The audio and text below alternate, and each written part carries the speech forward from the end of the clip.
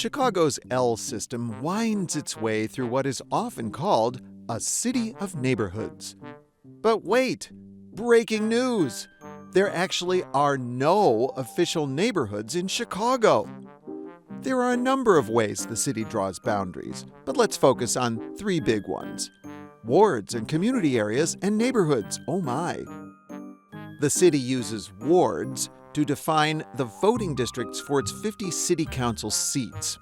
Ward boundaries sometimes change after each census to better reflect changes in the population, and as a result of political gerrymandering to protect political clout.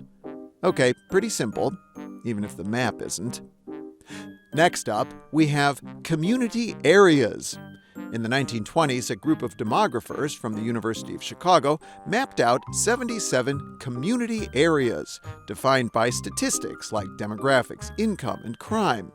These boundaries haven't changed in a century, so they're pretty outdated. All right, still following? And that brings us to neighborhoods, which is how most Chicagoans refer to where in the city they live, even though they are entirely unofficial. For instance, Wrigleyville was actually designated by real estate promoters. Neighborhood boundaries tend to shift over time as factors like demographics and real estate change. Even neighborhood names can change over time. Plus, different people might have different ideas about what constitutes a certain neighborhood anyway. The only way the city really recognizes neighborhoods is for informal or ceremonial purposes, like those rainbow pylons and crosswalks in Boys Town, the Puerto Rican flag gateways in Humboldt Park, or those banners you see on lampposts.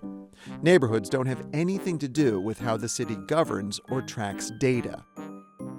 Although the community areas are sometimes considered the closest thing we have to official designations, the intuitive neighborhoods have much more name recognition. Let's take a deep dive into Wicker Park as an example. You won't find Wicker Park listed as a community area. It's a neighborhood that's part of the Westtown community area. Now, to make things a little more confusing, Wicker Park isn't the only neighborhood in Westtown.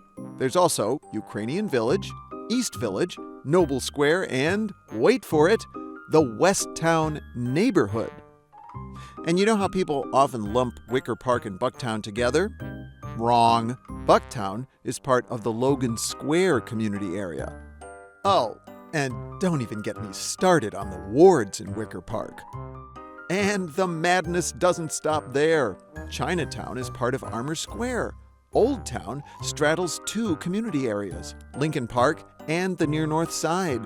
And Bronzeville, one of the city's most iconic neighborhoods, that also overlaps two community areas, called Grand Boulevard and Douglas.